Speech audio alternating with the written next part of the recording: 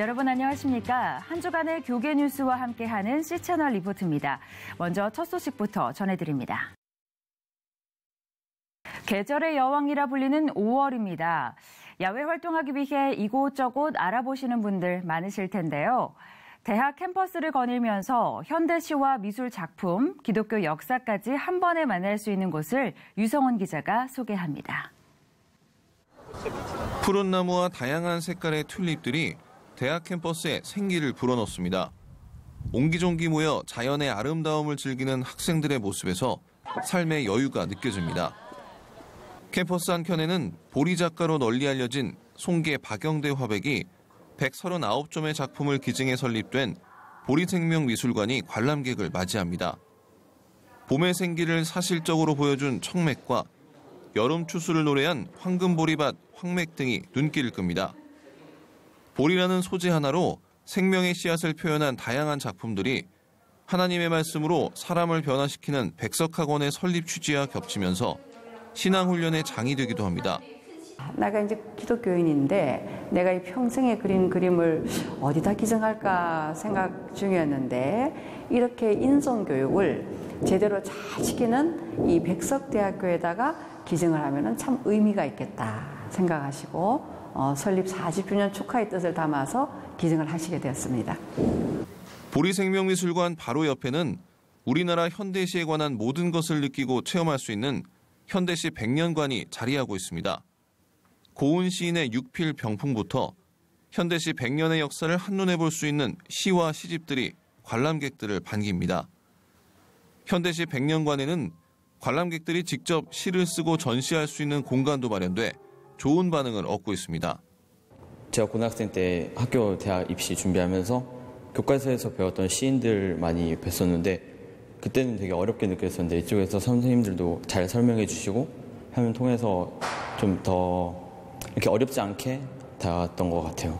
그래서 그걸 통해서 되게 많이 가볍게 접근할 수 있어서 좋았습니다. 이뿐 아니라 이스라엘을 비롯한 주변 국가들에서 출토된 성경 고고학 유물과 고전 희귀 성경들이 소장된 기독교 박물관도 꼭 한번 들러야 될 곳입니다.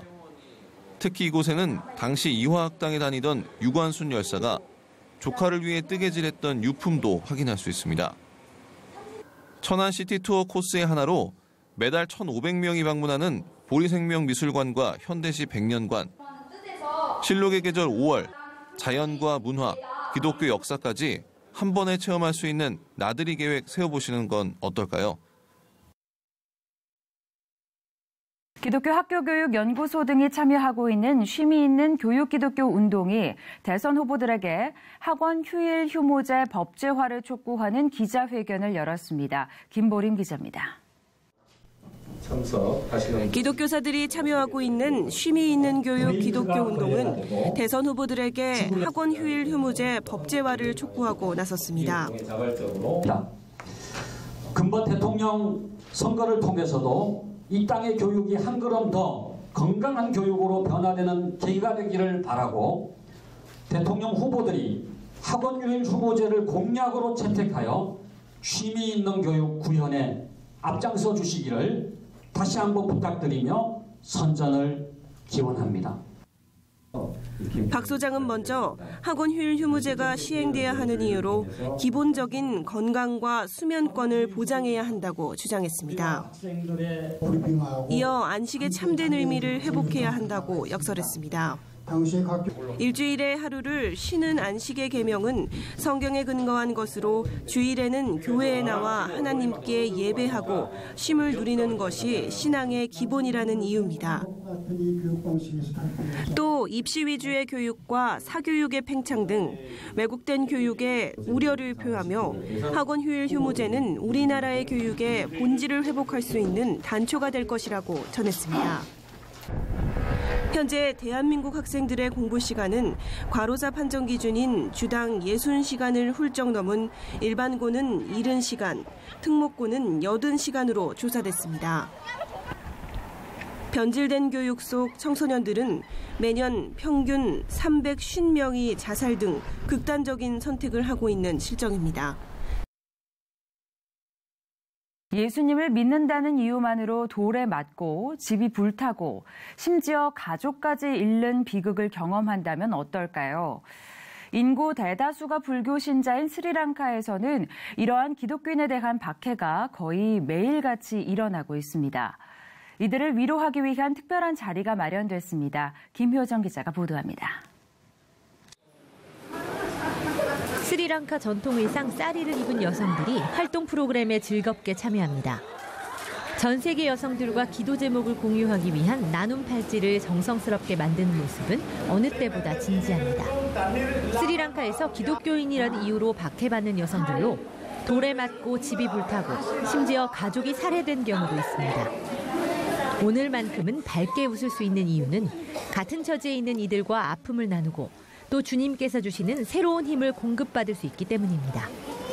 Very encourage me and give me very good strength to my life and go through all these situations. So I'm thank you for everything what you all have done for us. 스리랑카의 복음화율은 1% 정도로 교인들은 최근 증가하고 있는 극단주의 불교도들의 종교적 핍박의 표적이 되고 있습니다. 인구 대다수가 불교 신자이며 불교가 가지고 있는 정치적, 사회적 권한 때문에 경찰이나 국가의 보호를 기대하기도 어려운 상황입니다. In Sri Lanka, for a very long time, we have been facing persecution against Christians. There have been various kinds of persecution and so many categories. One is legal restrictions and the other one is violence. Then there is discrimination. 이처럼 순교를 각오하고 복음을 전하는 스리랑카의 기독교인, 특히 상대적으로 소외받기 쉬운 여성들을 위해 캐나다의 순교자의 소리와 한국 순교자의 소리가 협력해 주최한 이번 캠프에는 전국에서 모인 기독 여성 50여 명이 함께해 큰 은혜와 위로를 나눴습니다. 한국 순교자의 소리 폴리연숙 회장이 북한의 박해 상황을 공유하며 함께 기도했으며 기도의 능력과 가정사역 등을 주제로 한 발제 등도 이어졌습니다. 몸이 하나인즉 너희도 몸을 가졌은즉 학대받는 사람을 기억하라고 했습니다. 그렇게 받는 여성들을 생각하고 또한 그분과 함께 함으로써 전 세계로 나가서 이제는 이러한 분들을 품고 위로하고 그러한 사명을 담당했으면 좋겠고요. 참가자들은 컨퍼런스를 통해 복음을 전하다 받는 박해는 비극이 아닌 축복임을 상기하는 동시에 이어지는 삶 속에서도 예수의 사랑을 전하는 매개체가 되게 해달라고 뜨겁게 기도했습니다. 지난 1988년 다일 공동체는 굶주리고 소외된 이웃에게 따뜻한 밥 한 공기를 나누기 시작했습니다. 그로부터 29년이 지난 지금 다일 공동체가 나눈 따뜻한 한 끼의 식사가 1,000만 그릇을 넘어섰다고 하는데요. 이를 기념하기 위한 행사가 열려 김보림 기자가 다녀왔습니다. 서울 청량리의 밥허나눔 운동본부 앞마당에 대형 솥이 마련됐습니다. 솥에는 전주에서 사는 익명의 기증자로부터 온 2,000인분의 비빔밥 재료가 들어있습니다. 참석자들은 큰 주걱으로 비빔밥을 비비며 나눔과 섬김의 기쁨을 맛봅니다. 독거노인과 노숙인 등 가난한 소외계층을 위해 매일 무료 급식을 실시해온 다일 공동체의 나눔이 1,000만 그릇을 넘어섰습니다. 다일 공동체는 밥허운동 1,000만 그릇 돌파를 감사하며 기념하는 자리를 갖고 이 땅에 밥 굶는 사람이 없는 것을 꿈꾸며 초심으로 돌아가자고 다짐했습니다. 이렇게 1,000만 그릇을 넘어서면서 우리는 새로운 비전을 선포했는데요. 그것은 바로 처음으로 돌아가자입니다. 우리들이 한 일이라고 말해본 적도 없고 말할 생각도 없고 그건 오직 하나님께서 당신 백성들을 친히 먹이고 입히고 구원한 일을 하셨습니다. 하루 평균 700~800명, 많을 때에는 1,000명에 이르는 소외계층이 밥허 행사를 통해 한 끼 식사를 해결해왔습니다. 그들에게 배불리 먹을 수 있는 한 끼의 밥은 희망이었습니다. 진짜로 삶의 밥이죠. 굉장히 고마운 밥이죠. 내가 살아가는데 참 새로운 삶을 주신 밥이라고 생각하죠. 일반 식당보다도 괜찮아요. 솔직히 해서. 한 끼의 나눔은 국내를 넘어 아프리카와 탄자니아 등 해외로까지 확대되고 있습니다. 더불어 다일 공동체는 소외된 이웃들의 쉴곳과 치료 등을 위한 종합복지시설 건립을 소망하며 나눔과 섬김을 확대해가고 있습니다. 이어서 그 밖의 교계 소식 전해드립니다. 대한예수교장로회 통합총회가 성민병원과 순천제일병원 등 지역별 29개 병원들과 의료사업을 통한 세계복음화 사업을 위해 업무 협약을 체결했습니다. 앞으로 총회와 29개의 병원들은 국내외 선교봉사와 교회 개척, 목회자와 교인들에 대한 건강 증진 사업 등을 펼칠 예정입니다. 대한예수교장로회 통합 이성희 총회장은 우리나라에 온 선교사들도 병원을 세워 우리와 큰 교감을 나누며 복음을 전파했다며 의료 선교를 통해 선교를 위한 좋은 교류와 협력이 있기를 바란다고 말했습니다. 편리함을 가져다준 4차 산업혁명을 배척하지 않으면서 하나님 나라의 관계성을 회복시키는 방안을 연구해야 한다는 의견이 제기됐습니다. 한국노동연구원 박명준 박사는 대한예수교장로회 통합 도시산업선교 60주년 기념 세미나에서 특별 강의를 진행하며 이같이 역설했습니다. 이날 세미나에서는 영등포 산업선교회 김규봉 목사와 노동 현장 청년 등도 참석해 60년의 도시산업 사역을 돌아보며 노동 현장의 이야기를 나눴습니다. 한국교회 총연합회와 전국기독교협의회 등이 모인 국가기도성회 준비위원회가 한국교회 지도자들의 회개와 대한민국의 축복을 바라는 기도회를 개최합니다. 국가기도성회 준비위원회 준비위원장 이혜경 선교사는 국가위기 속 한국교회는 회개해야 한다며 주의 종들이 나라와 백성을 축복하면 그 복을 하나님이 주신다고 말했습니다. 대한민국 축복기도성회는 오는 6일 보신각 공원에서 낮 12시부터 저녁 7시까지 개최되며 대한예수교장로회 합동 김선규 총회장과 대한기독교감리회 김진호 전 감독회장 등이 참석합니다. 히브리대학교 정치학 박사 이강근 목사는 이스라엘의 정치제도 중 연합정부에 참여한 종교정부가 내무부 장관으로 활동하고 있는 것은 신앙을 지키는 것과 연관성이 있다고 역설했습니다.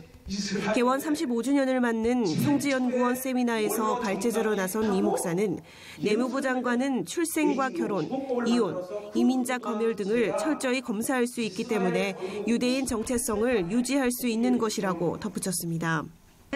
장로회 신학대학교 부설연구기관인 성지연구원은 한국교회의 성지에 대한 관심과 이해를 높이기 위해 관련된 특강 등을 마련하고 있습니다.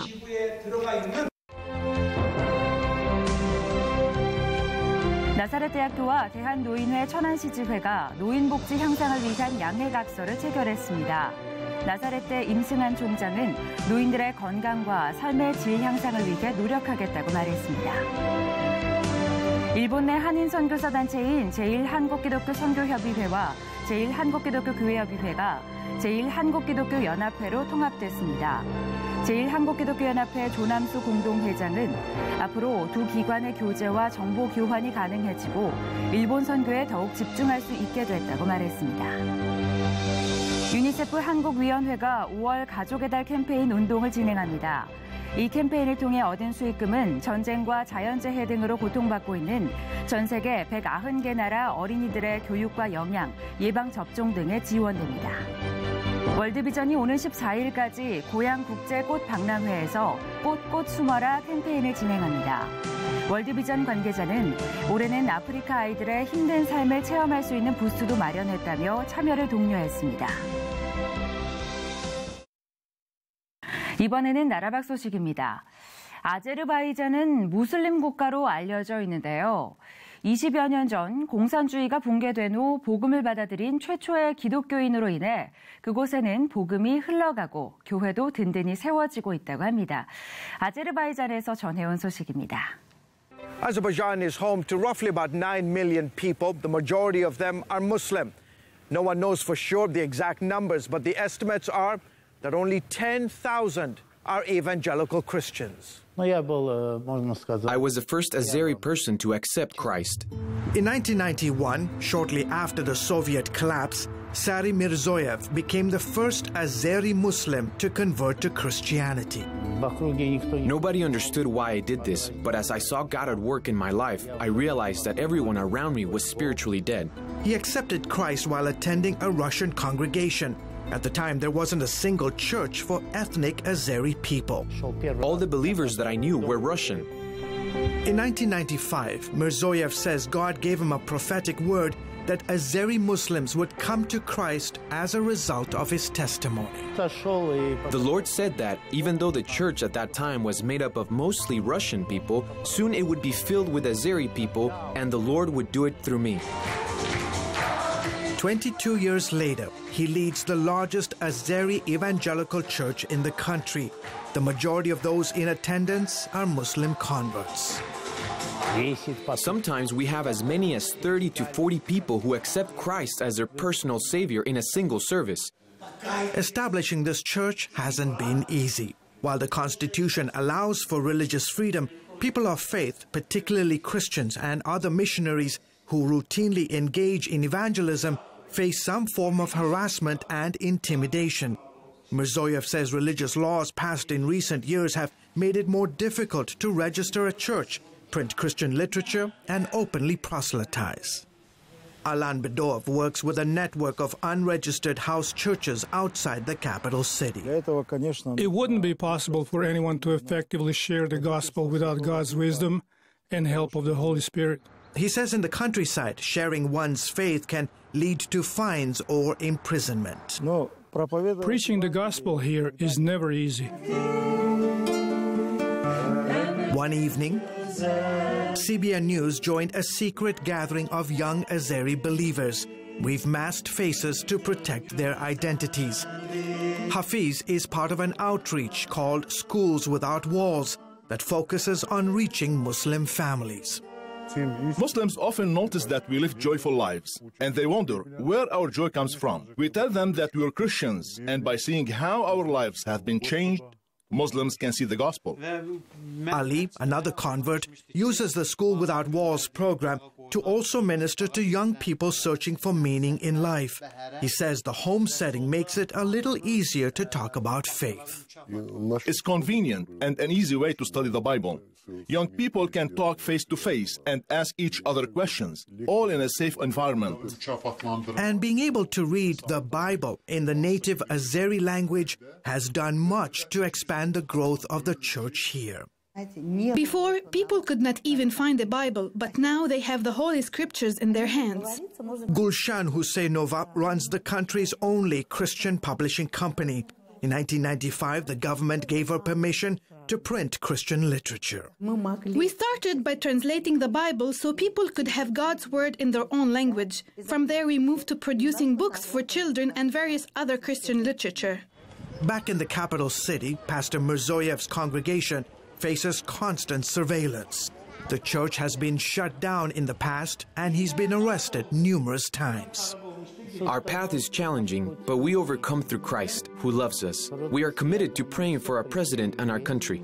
And in a predominantly Muslim country where the evangelical Christian population numbers about 10,000, Mirzoyev is believing God for his nation. We want to see all 9 million Azeri people to believe and come to know Christ. This is our dream. 가정의 달을 맞아 온 가족과 함께 볼 수 있는 뮤지컬이 찾아왔습니다. 어린이들이 공연을 직접 체험할 수 있어 재미는 물론이고 탄탄한 스토리로 용기와 희망까지 전해준다고 하는데요. 전래동화를 바탕으로 재미난 이야기가 펼쳐지는 체험 전래동화 뮤지컬 뚝딱하니 어흥, 지금부터 제가 소개해드리겠습니다. 어릴 적 들었던 옛 이야기. 어른이 된 지금도 많이들 기억하고 계시죠?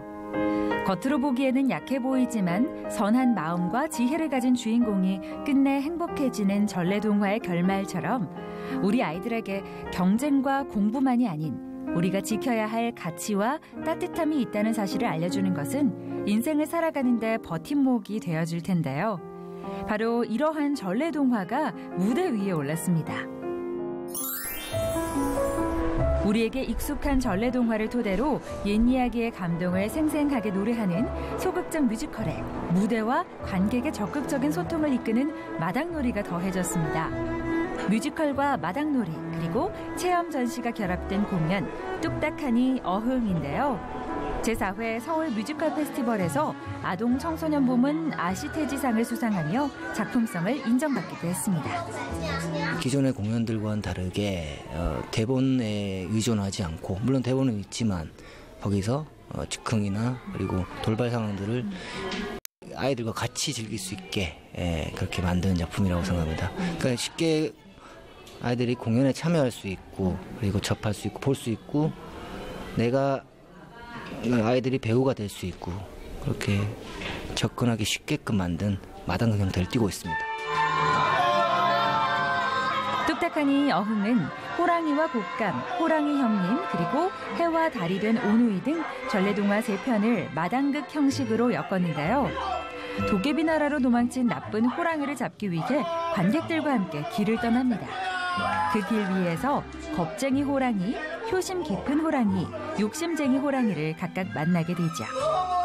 선과 악이 있고 그런 것들이 저희 이야기 속에도 있는데 그 선과 악을 이야기 속으로 바라보면서 자연스럽게 그거를 깨닫게 하는 게 목표라고 생각되고요. 자, 그러면 우리는 나쁜 호랑이를 찾아서 한 번 더!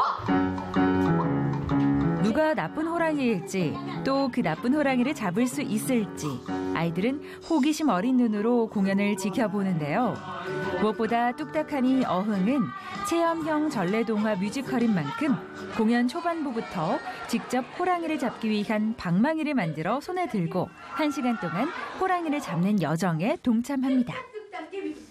저희가 객석에 직접 가기도 하고 그리고 친구들이랑 막 얘기도 주고받으면서 대답을 듣기도 하고 그리고 반응이나 관객들의 호응을 유도를 하기도 하는데 그런 호응도 되게 잘해주시고 같이 엄마 아빠들도 함께 즐거워하면서 호흡할 수 있는 것이 가장 큰 매력인 것 같습니다. 무엇보다 아이들이 지루하지 않도록 다양한 미니 공연들이 연이어 펼쳐지는데요. 그림자 놀이에서부터 인형극까지 아이들의 눈과 귀를 즐겁게 해줄 다채로운 형태들로 극을 이끌어가면서 아이들에게는 재미를 또 함께 온 어른들에게는 추억 속 전래동화를 떠올리게 하죠. 우리가 앞으로 어떻게 할 건지 한번 친구들한테 얘기해봐. 알았어. 자, 이제 친구들 이제 맛있는 거 나만 욕심 부리지 않을게. 맛있는 거 나만 욕심 부리지 않고 사이좋게 나눠 먹을게. 약한 아이도 괴롭히지 않고 사이좋게 놀게. 용서해줘 얘들아. 시대가 바뀌어도 변하지 않는 가치와 지혜 또 해악을 담고 있는 전래동화. 선과 악의 경계가 모호해진 이 시대에 전래동화는 우리 아이들의 건강한 가치관 형성에 도움이 되는 것은 물론 흉내말과 꾸민말 등 다양한 어휘들을 통해 상상력, 통찰력을 키우게 해주는 좋은 선생님이 되지 않을까요? 우리 어른들이 어릴 적 그랬던 것처럼 말이죠. 뚝딱하니 어흥은 어린이 친구들과 그리고 부모님들도 아버지들도 함께 다 같이 즐겁게 즐길 수 있는 공연이니까요. 뚝딱하니 어흥 많이 보러 와주세요. 메스나폴리스 판스퀘어에서 공연 중입니다. 많이 오세요.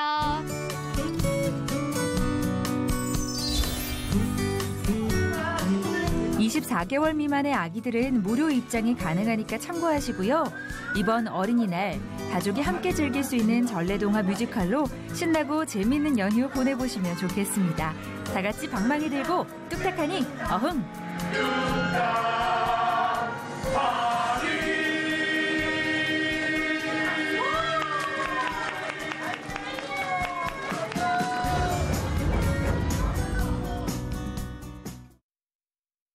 (5월) 첫 주의 연휴로 몸과 마음을 재충전하신 분들이 계시지만 또 쉬지 못하고 계속 일하신 분들도 많으실 텐데요. 아름다운 계절만으로도 모두에게 좀 더 힘이 나는 5월이 됐으면 좋겠습니다. 오늘 순서는 여기까지입니다. 저는 다음 시간에 인사드리겠습니다. 시청해주신 여러분 고맙습니다.